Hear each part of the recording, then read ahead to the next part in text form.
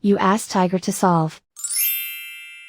This deals with linear equations with one unknown. The final result is x equals 6. Let's solve it step by step. Group all constants on the right side of the equation. Subtract 5 from both sides. Simplify the arithmetic.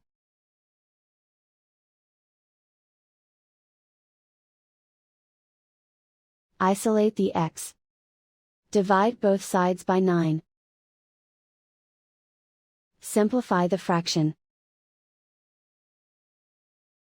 Find the greatest common factor of the numerator and denominator. Factor out and cancel the greatest common factor. And so the final result is x equals 6.